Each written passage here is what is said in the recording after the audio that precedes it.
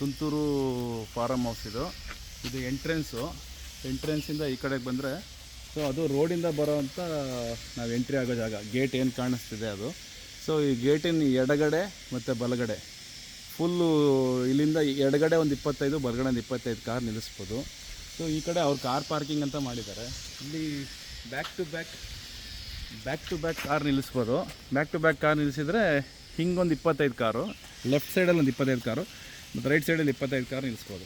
15 plus ಇಲ್ಲೊಂದು 7-8 car. So totally ನಮ್ಮ ಹತ್ರ ಒಂದು 60 ಕಾರಿಗೆ ನಾವು ಇಲ್ಲಿ ಒಳಗಡೆ ಪಾರ್ಕಿಂಗ್ ಪ್ರೊವೈಡ್ ಮಾಡ್ಬೋದು ಈಸಿಯಾಗಿ. ಅದು ಬಿಟ್ಟರೆ ಹೊರಗಡೆ ಮತ್ತೆ ನಿಲ್ಲಿಸ್ಬೋದು ಕಾರ್ಗಳನ್ನು.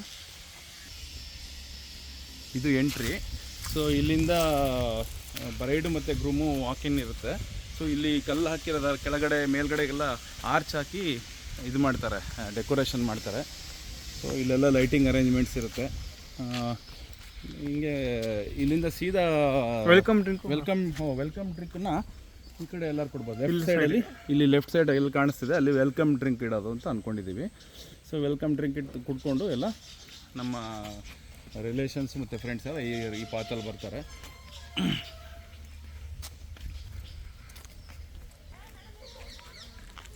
ಅಲ್ಲಿ ಎದುರುಗಡೆ ಕಾಣ್ತಿರೋದೇ ಗಾಜನೂರು ಡ್ಯಾಮು. ಆ ಗಾಜನೂರು ಡ್ಯಾಮ್ ಪಕ್ಕ ಈ ಕಡೆ ವ್ಯೂ ಇರೋ ಕಡೆಗೆ ಇಲ್ಲಿ ಸ್ಟೇಜ್ ಇದೆ. ಸ್ಟೇಜ್ ಒಂದು ಸ್ವಲ್ಪ ದೊಡ್ಡ ಮಾಡ್ತಿದ್ದಾರೆ ಈ ಸ್ಟೇಜು. ಸೊ ಆ ಸ್ಟೇಜಲ್ಲಿ ಮತ್ತು ವಾರತಕ್ಷತೆ ಇಟ್ಕೊಳ್ಳೋದು. ಇಲ್ಲಿ ಅವ್ರ ಮೇನ್ ಹಾಲ್ ಅಂತ ಏನು ಮಾಡಿದ್ದಾರೆ ಅದು ಮುಂಚೆ ಪ್ರೋಗ್ರಾಮ್ ಮಾಡೋಕ್ಕೆ, ಡೇ ಟೈಮ್ ಪ್ರೋಗ್ರಾಮ್ ಮಾಡೋಕ್ಕೆ. ನಾವು ನೈಟ್ ಮಾಡ್ತಿರೋದ್ರನ್ನೆಲ್ಲ ಹೊರಗೆ ಇರ್ತೀವಿ. ಈ ರೈಟ್ ಸೈಡಲ್ಲಿ ಚಾಟ್ ಕೌಂಟ್ರ್ ಮಾಡೋಣ ಅಂತ, ಅಂದರೆ ಚಾಟ್ಸು, ಪಾನಿಪುರಿ, ಮಸಾಲೆ ಪುರಿ ಆ ಥರ ಏನಿದೆ ಅದನ್ನು ರೈಟ್ ಸೈಡಲ್ಲಿ ಹೀಗೆ ಹೋಗಿ ಅವರ ಇಂಡೋರ್ ಚೌಲ್ಟ್ರಿ ಏನಿದೆ ಅದ್ರದ್ದು ನಮ್ಮ ಕಡೆಯಿಂದ ಲೆಫ್ಟ್ ಸೈಡಲ್ಲಿ. ಸೊ ಅಲ್ಲಿ ಏನು ಕಾಣ್ತಿದೆ ಕಾರ್ನರು, ಈ ಕಾರ್ನರಲ್ಲಿ ಒಂದು ಮ್ಯೂಸಿಕ್ ಆರ್ಕೆಸ್ಟ್ರಾ ಇಡ್ಸ್ಬೋದು. ಮ್ಯೂಸಿಕ್ ಆರ್ಕೆಸ್ಟ್ರಾ ಸೌಂಡು ಅದೆಲ್ಲ ಇಲ್ಲಿ ಮಾಡ್ಬೋದು. ಸೊ ಇಲ್ಲಿ ಏನು ನೋಡ್ತಿದ್ರೆ ಈ ಜಾಗದಲ್ಲಿ ಮ್ಯೂಸಿಕ್ಕು ಇಡೋಣ ಅಂತ. ಸೊ ಸಣ್ಣ ಪುಟ್ಟ ಮಕ್ಕಳೆಲ್ಲ ಇಲ್ಲಿ ಮುಂದ್ಗಡೆ ಕೂತ್ಕೊಂಡು ಊಟ ಮಾಡ್ತಾರೆ. ಕೂತ್ಕೊಂಡು ಬೇಕಾದ್ರೆ ತಟ್ಟೆಲಿ ಹಾಕ್ಕೊಂಬಂದು ತಿಂತಾರೆ. ಸ್ವಲ್ಪ ಕಾಲು ಕೂತ್ಕೊಳ್ಳೋಕ್ಕಾಗಿದ್ದರು ಇಲ್ಲೇನು ಗ್ರಾನೈಟ್ ಕಲ್ಲು ಕಾಣಿಸ್ತಾ ಇದೆ ಕಟ್ಟೆ, ಇದ್ರ ಮೇಲೆ ಕೂತ್ಕೊಂಡು ಕಾಲು ಆರಾಮಾಗಿ ಇಳಿಬಿಟ್ಕೊಂಡು ಊಟ ತಿಂಡಿ ಇಲ್ಲೂ ಮಾಡ್ಬೋದು. ಸೊ ಆ ಸ್ಟೇಜ್ ಮುಂದ್ಗಡೆ ಒಂದು 6ರಿಂದ 9 2 ರೋ ಅಥವಾ 3 ರೋ ಸೋಫಾ ಸೆಟ್ ಬರುತ್ತೆ. VIP ಗಳಿಗೆ ಮತ್ತು ಕ್ಲೋಸ್ ರಿಲೇಷನ್ನು ವಯಸ್ಸಾದವ್ರು ಇರ್ತಾರಲ್ಲ ಅವರಿಗೆ ಸೋಫಾ ಬರುತ್ತೆ. ಅದ್ರ ಹಿಂದ್ಗಡೆ ಚೇರ್ಸ್ ಹಾಕ್ತೀವಿ ಇಲ್ಲಿ ಎದುರುಗಡೆಗೆ.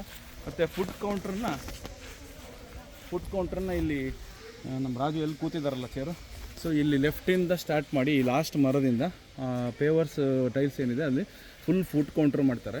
ಅದ್ರ ಪಕ್ಕ ಹ್ಯಾಂಡ್ ವಾಶ್ ಇದೆ. ಸೊ ಫುಡ್ ಕೌಂಟ್ರಲ್ಲೆಲ್ಲ ಹಾಕ್ಸ್ಕೊಂಡು ಇಲ್ಲೆಲ್ಲ ರೌಂಡ್ ಟೇಬಲ್ ಹಾಕ್ಸಿರ್ತೀವಿ ಈ ಜಾಗದಲ್ಲೆಲ್ಲ.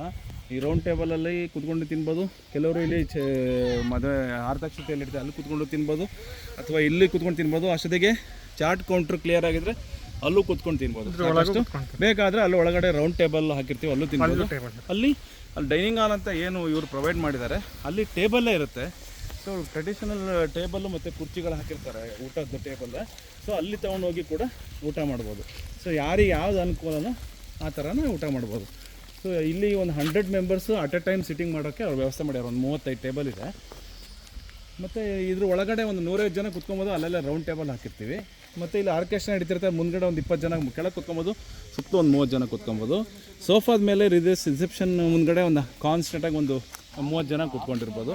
ಸೊ ಆರಾಮ್ಸೆ ಏನಿಲ್ಲ ಅಂದರೂ ಅಟ್ ಎ ಟೈಮು ಫ್ಲೋಟಿಂಗಲ್ಲಿ 500 to 600 ಮೆಂಬರ್ಸ್ ಇರ್ತಾರೆ. ನಮ್ಮ ಟಾರ್ಗೆಟ್ ಇರೋದೇ 800, ಅದರಿಂದ ನೋ ಪ್ರಾಬ್ಲಮ್ ಅಂತ ಅನಿಸುತ್ತೆ.